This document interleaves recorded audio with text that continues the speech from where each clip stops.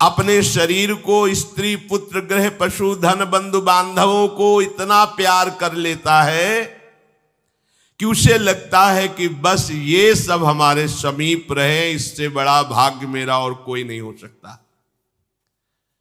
अब इनके पालन पोषण की चिंता में इसका हृदय जलता रहता है। दुर्वासना से दूषित हृदय होने के कारण इसके हृदय में ज्ञान नहीं होता। परिवार का पोषण करने के लिए पाप करने लगता है, मनमानी आचरण, जैसे धन आवे वैसे। ध्यान रखना, यदि आपने किसी निर्दोष को दंड विधान किया है किसी पदवी पे बैठ के, या किसी असहाय असमर्थ को अपने बल के द्वारा रौंद करके तुमने धन लिया है, या छल कपट हिंसा के द्वारा तुमने धन लिया है, तो किसी दूसरे की जरूरत नहीं तुम्हारा नाश करने के लिए, वो धन ही पर्याप्त है। जो धन तुमने लिया है तुम्हें किसी दूसरे दुश्मन की जरूरत नहीं, वो धन ही तुम्हारा सर्वनाश कर देगा। देख लेना, देख लेना, खुद अनुभव कर लेना। इसी जीवन में तुम्हें अनुभव होगा कि मैंने बहुत गलत किया है।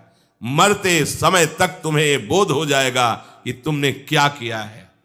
अभी नशा है तुम्हारे दिमाग में बल का, बुद्धि का, तो देख लो कुमार्गामी प्रवृत्तियों के द्वारा धन कमा के, पर जब इसका परिणाम आएगा तो रोते नहीं बनेगा, रोने लायक भी नहीं रहोगे, आंसू भी नहीं निकल पाएंगे, आह मचेगी हृदय में। वो अपनी परिवार के पोषण के लिए इतना जलने लगता है कि तरह तरह की पाप की कमाई करके परिवार को सुखी करना चाहता है। हे माता जी, वो धन वस्तुएं कमा के लाता है और उल्टा स्त्रियों के द्वारा संभोग आदि के समय प्रदर्शित किए हुए माया में कपटपूर्ण प्रेम को वो अपना जीवन समझ लेता है। बालकों की मीठी मीठी तोतली बानी में वो इतना फंस जाता है कि दुख प्रधान कपटपूर्ण कर्म करके उनकी कामनाओं को पूर्ण करना चाहता है। दूसरे बेटे का अपहरण करके उसकी हत्या भले हो जाए पर मेरा बेटा सुखी रहे। कैसे ऐसा हो सकता है? ऐसा कैसे हो सकता है? अगर किसी को तुमने 100 आंसू गिराए हैं तो 10,000 आंसू तुम तैयार रखो, तुम्हारे 10,000 आंसू गिरेंगे। तुमने किसी को अगर एक बार भी कटुवचन बोला है तो 10 बार तुम्हें कटुवचन सहना पड़ेगा। ये भूमि है, जैसे एक दाना फेंको तो सैकड़ों दाना पैदा कर देती, इसे कर्म भूमि कहते हैं। तुम्हारा कर्म बहुतायत होकर तुम्हें फल देगा, अच्छा या बुरा, जैसा कर्म किया है। अब वो सोचता है कि धन के द्वारा हम अपने और अपने परिवार के दुख का नाश कर लेंगे। इसी में वो सुख मानने लगता है कि एन केन प्रकारेण दंभ कपट पाखंड झूठ हिंसा दुराचार व्यभिचार, कैसे भी हो धन मिलना चाहिए।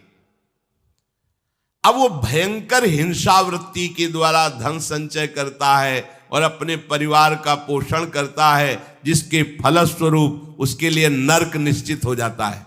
जीते जी ये अमुक नरक में जाएगा। जैसे कानून है, आप हत्या करोगे तो अमुक केस लगेगा, उसका परिणाम आपको फांसी या आजीवन सजा, ऐसी पहले से निश्चित है। ये कर्म करोगे तो आपको ये नरक मिलेगा, ये कर्म करोगे इतने कल्प तक। वहां वर्ष नहीं चलते, कल्प चलते हैं। स्वयं तो उनके खाने पीने से बचे हुए जूठे अन्न को खाकर सुख पाना, बच्चे का जूठा, परिवार का अच्छा लगा, मेरा परिवार, और वैसे ही दूसरे परिवार का नाश करके, हिंसा करके वो धन कमाता है। जब ऐसा कोई करता है तो बार बार प्रयत्न करने पर भी दुख हटता नहीं, दुख बढ़ता चला जाता है। लोभवश वो इतना अधीर हो जाता है कि उसे जीवन भार लगने लगे। अब क्या करूं, कैसे करूं? क्योंकि अधर्म के द्वारा कमाया हुआ धन कभी शांति प्रदान नहीं करता, सदैव दुख बढ़ाता रहता है, विपत्तियां बढ़ाता रहता है। मंद भाग्य, मंद बुद्धि वाला पूरा जीवन व्यतीत हो गया अधर्म करते हुए, अब आया बुढ़ापा चिंता छा रही है, लंबी लंबी सांसें ले रहा है, कोई उससे बात नहीं कर रहा है। जिनका पालन पोषण किया है वही पुत्र परिवार उसको देखना भी पसंद नहीं करते। खूब खूब खास के थूकता है बुढ़ा, घर के बाहर सब गंदगी फैलाए है। अगर कहीं साइड में कमरा पिछवाड़े टाइप कहीं हो तो ऐसे रखे जाते बूढ़े बाड़े, इज्जत खराब होती, सामने ही प्रवेश होते, खांस रहे बैठे हैं, कोई उनका आदर नहीं करता। जैसे किसान बूढ़े बैल की उपेक्षा कर देता है, ऐसे परिवार वाले उसकी उपेक्षा कर देते हैं। फिर भी उसे घर से वैराग्य नहीं होता, हरि की याद नहीं आती। उसने स्वयं जिनको पाला था वही उसका निरादर करते हैं, पक्का। एक बिंदौर है यमुना के किनारे, फतेहपुर जिला, उस समय भ्रमण में थे, तो एक गांव की गली से निकलना पड़ा। तो कोई ऊपर से देख रहा था, वृद्धाया, बड़ा महल जैसा मकान बना था। स्वामी जी रुकिए रुकिए रुकिए, बोलिए क्या बात? मैं बहुत दुखी हूं, ये सब मैंने कमा के मकान बनाया है, मेरे बच्चे मुझे रोज गाली देते हैं, मारते हैं, अच्छे अच्छे पदार्थों बना के पाते हैं मेरे लिए, ऐसे ही क्या करूं? बाबा जी बन जाओ। बाबा जी से पूछोगे तो क्या बोल? एकमात्र उपाय भगवान की शरण में हो, अब भजन करो, चौथी अवस्था है। बोले वो तुमसे बात नहीं बनेगी, चल दिया। क्योंकि लोगों की धारणा होती कोई जंतुर दे देंगे, कोई छूछा कर देंगे, काम बन जाएगा। बहुत गिरी हुई स्थिति लोगों की होती है। वो ये नहीं समझते कि राधा राधा कृष्ण कृष्ण कहने से सब दुख दोष नष्ट हो जाएंगे। तुम्हारा परिवार क्या तुम्हें विश्व प्यार करने लगेगा। जा पर कृपा राम की हुई, ता पर कृपा करे सब कोई। विश्व तुम्हें प्यार देगा, विश्व तुम्हें सम्मान देगा, यदि तुम विश्वेश्वर भगवान श्री हरि का नाम जप करोगे, उनका आश्रय। पर ये मार्ग किसी को नहीं समझ में आता। वृद्धावस्था के कारण उसका रूप बिगड़ गया, बुद्धि कमजोर हो गई, शरीर रोगी हो गया, अग्नि मंद पड़ गई, पुरुषार्थ और भोजन दोनों कम हो गए, बस घोर चिंता। अब पता ही नहीं चल रहा, सोच निकल गई, पड़ा है उसी गंदगी में। जब वो रो रो के कहता है ऐसा, तो पीटते हैं घर वाले, हमने देखा भी, पीटते हैं, पड़े पड़े हकता है, भरपूर भोजन नहीं देते, हगेगा कौन, फेंकेगा इसका। कैसी दुर्गति होती।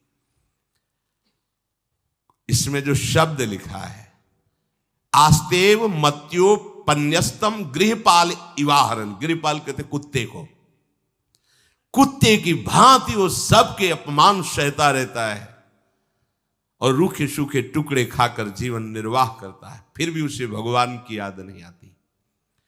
मृत्यु का समय जब निकट आता है तो वायु उत्क्रमण से इसकी पुतलियां चढ़ जाती हैं, श्वास प्रश्वास की नलिकाओं में वायु आना जाना रुक जाता है, कफ भर जाता है। अब इसे श्वास लेने में भयानक कष्ट होता है, कंठ में घुरघुराहट, पर उसका मोह उन्हीं अपने बच्चे परिवार घर शब्द ये सब छूट जाएगा। बड़ी दुर्गति है। अंतिम समय क्या सोच रहा है, ये पत्नी छूट जाएगी, बेटे छूट जाए, और बेटों ने क्या उनके साथ व्यवहार किया, ये मोह है, ये मेरा कमाया हुआ मकान कैसे छोड़ सकता हूं? तो छिपकली बन के आना, इसी मकान में रेंगना। पक्का आपका अंतिम फाइनल आपका चिंतन होता है, आपका चिंतन वही बनेगा जो जीवन भर आपने किया, उसके परिणाम में बंधु बांधव आकर घेर लेते और मनाने लगते हैं कि अब जल्दी मर जाए, भगवान उठा लें इसे। मृत्यु पाश के वशीभूत महान कष्ट को भोगता हुआ अपने परिवार का चिंतन करता है। वो मूड ये भी नहीं सोच पा रहा कि अगर अंतिम समय कृष्ण बोल दूं, राधा बोल दूं तो काम बन जाए। कुटुंब का भरण पोषण और मोह में लगा हुआ यमराज के दूत आते हैं, मार मार के उसके प्राणों को खींचते हैं। वो तो मार वही जानता है जिस पे पड़ती है, पर सोचता कौन है? विवेक है नहीं, इसलिए सोच काम नहीं करती। भयंकर रोष युक्त नेत्र वाले, जिनके देखने से पेशाब छूट जाए, तभी तो आप देखो मरने वाले का शौच और लघु शंका सब छूट जाती है देखने मात्र से, इतने वो भयानक है। वो देखकर भय के कारण मलमूत्र त्याग कर देता है। सा दृष्ट्वा त्रस्त हृदय स्रकन मूत्रम विमुंचति। इतना भयावह स्वरूप होता है उनकी घुड़क, और उनकी मार की टट्टी पेशाब सब छोड़ देता है। यमदूत उसे भयंकर यातना देते हुए प्राण खींचते हैं। अब ये तो वही जानता है जिसके खींचते हैं। बाहर वाले सब घेरे बैठे हैं, कोई एक बार भी नाम नहीं बोला। अगर एक बार बोल देता राधा तो भाग जाते यमदूत और वो बच जाता। पर ये सौभाग्य तो जिसने जीवन में धर्म किया है, कहीं ना कहीं भगवद आश्रय लिया, उसको ये मिलता है। जैसे कोई घोर अपराधी को सिपाही बांधकर ले जाते हैं, उसी प्रकार रस्सी में बांधकर बलात् उसको यमलोक की लंबी यात्रा कराती है। रास्ते में पिटाई, घुड़कियां, उसे प्यास लगती, पानी नहीं दिया जाता, तपती हुई भूमि पर चलाया जाता है। कुत्ते नोचते हैं, व्याकुल हो उठता है। भूख प्यास उसे बेचैन कर दी। पर यहां किसी की भूख नहीं मिटाई तो तुम्हें रास्ते में भोजन नहीं मिलेगा। यहां कभी किसी को पानी नहीं पिलाया तो एक बूंद पानी नहीं मिलेगा तुम्हें। ये कर्म भूमि है। दावानल जैसी दहकती हुई भूमि पर उसे चलाया जाता है।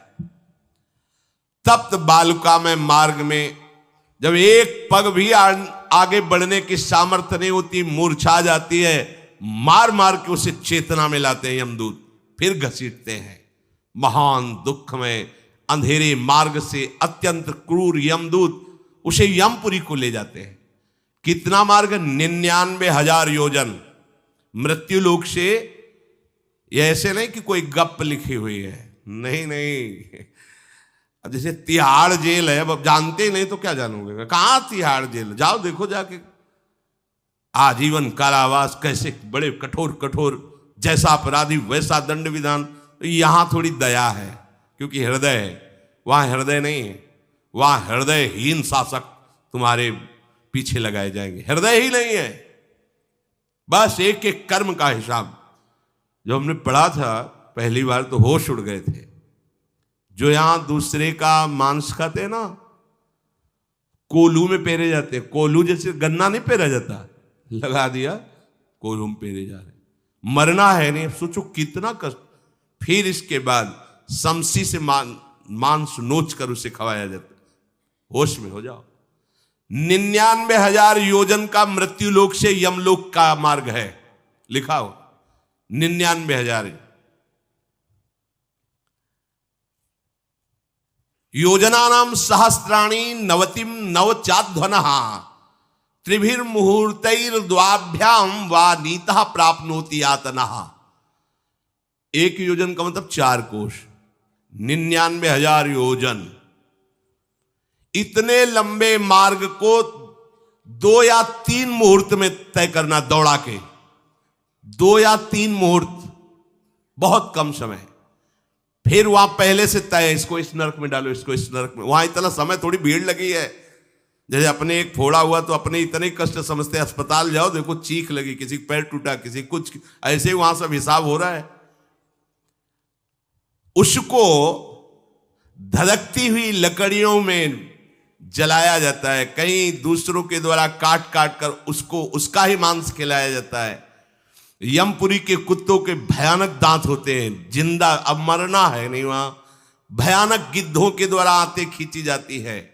यहां सांप बिच्छू डांस जिसको मारा है, वहां भयंकर रूप रखकर उसका खून पीते हैं। हिसाब है बहुत होश में। यहां तुम किसी के शरीर को काट दो तो मर जाएगा, वहां ऐसा नहीं होता। वहां बार बार काटा जाएगा, मरोगे नहीं, पीड़ा वैसे ही होगी। बड़े भयानक कष्टों को भोगता है। तामिस्त अंध, तामिस्त रौरव आदि नरकों को भोगता है। हे माता, भगवान कपिल देव जी कहते हैं, जो पुण्य आत्मा लोग होते हैं स्वर्ग आदि में जाकर पुण्य भोगते हैं, लेकिन दोनों को फिर गिरना होता है क्योंकि वो भगवान का भजन नहीं किए, इसलिए पुण्य भोग कर मृत्यु लोक आते हैं, वो पाप भोग कर नरक से मृत्यु लोक आते हैं। माता जब उनके भोग संपन्न होते हैं नरक आदि के, अब वो जन्म लेते हैं फिर यहां। ध्यान से सुनना, जब जीव को मनुष्य शरीर में जन्म लेना होता है तो प्रकृति में वर्षा के साथ आता है, प्रकृति में वर्षा के साथ आया, और फसल में मूली, गाजर, गेहूं, अन्न, इनमें वो जीव प्रवेश करता है और उसे माता पिता दोनों पाते हैं। तो सप्तम धातु वीर के रूप में परिणित होता है जीव। वो वीर कण के रूप में माता के उदर में जब प्रवेश करता है तो एक रात्रि में मां का और पिता का, दोनों का वो जो वीर मिलता है, उस रज और वीर के मिलने से एक कलल सा बनता है। 5 रात्रि व्यतीत होने के बाद एक बुदबुदा सा बनता है। 10 रात्रि व्यतीत होने के बाद एक बेर की सी आकृति होती है। फिर उसके बाद उसमें धीरे धीरे मांसपेशियां बढ़ने लगती हैं। 1 महीने में उसके सिर निकल आता है, 2 महीने में हाथ पांव अंगों का विभाग होता है, तीसरे महीने में नख, रोम, अस्थि, चर्म, स्त्री पुरुष के चिन्ह प्रकट हो जाते हैं, 4 महीने में मांसादि 7 धातुएं प्रकट हो जाती है, 5वें महीने में चेतना जागृत हो जाती है। जैसे अपने चेतना, ऐसे 5वें महीने में गर्भस्थ शिशु की चेतना जागृत हो गई। जीव है पर चेतना 5 महीने बाद मां के गर्भ में जागृत।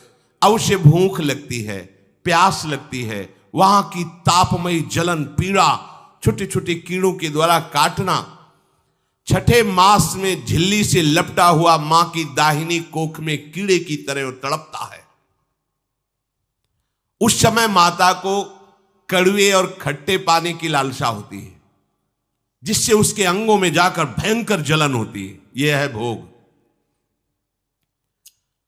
वो कृमि कीड़े की तरह तड़पता है। मलमूत्र के गड्ढे में बीच में झिल्ली में बंधा हुआ वो जीवात्मा सुकुमार तो होता है, वहां के कीड़े उसे नोचते हैं छोटे छोटे, वो तड़पता है। माता प्रसन्न होती कि जब बच्चा हिलता है, बोले है उसकी दुर्गति हो रही, वहां भयंकर कष्ट पा रहा है।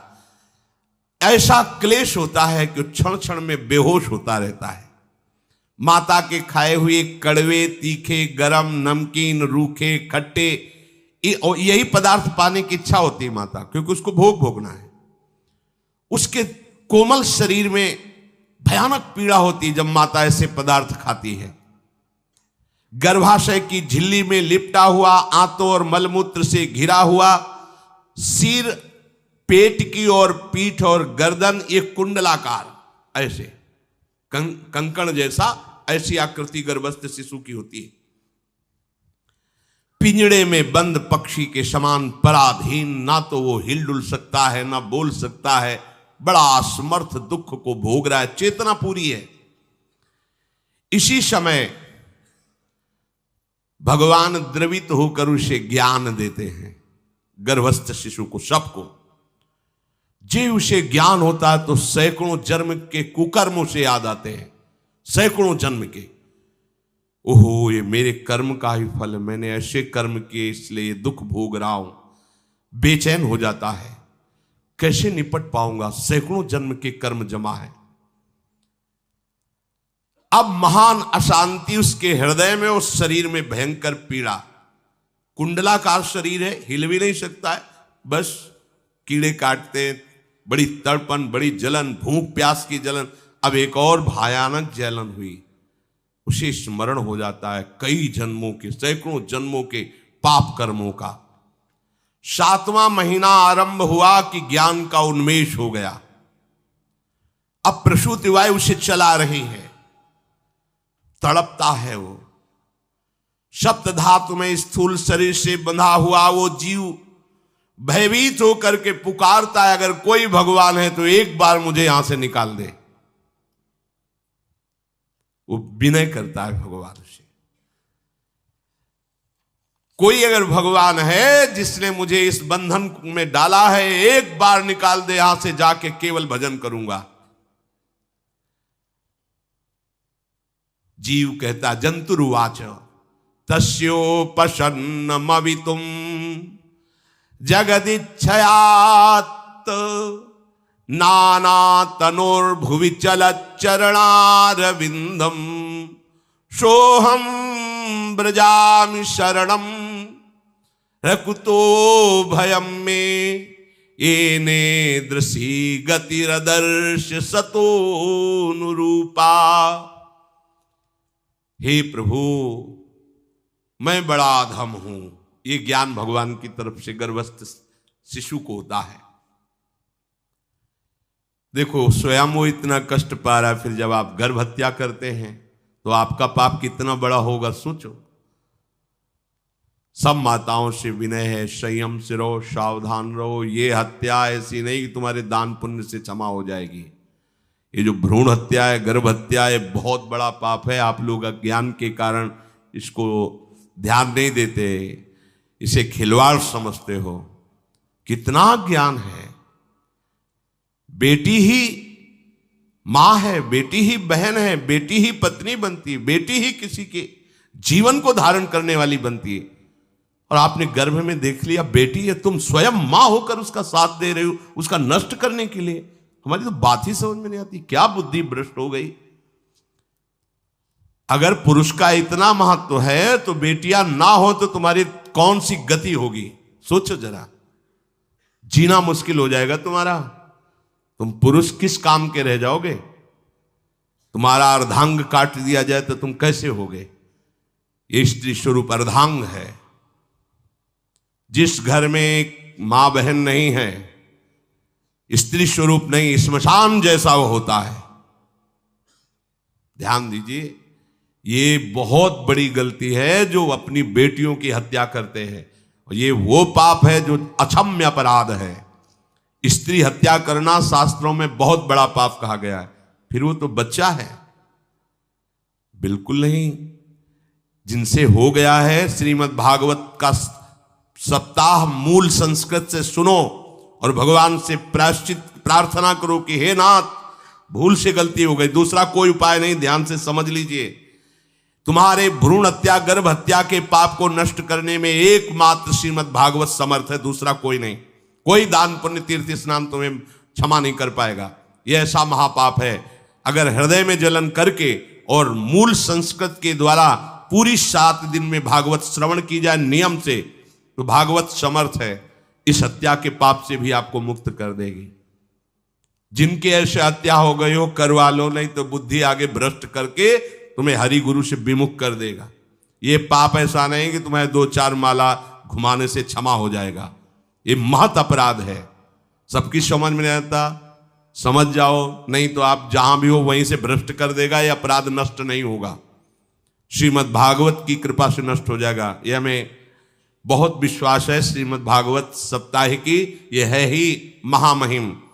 प्रेत योनि को प्राप्त धुंधकारी को सीधे भगवत पार्षद स्वरूप देकर परम पद में आरूढ़ कर दिया। केवल 7 दिन की मूल संस्कृत एक भी श्लोक नहीं छूटना चाहिए। अगर सप्ताहिकी का पारायण हो तो इस भ्रूण हत्या गर्भ हत्या से भी निवृत्ति मिल जाए।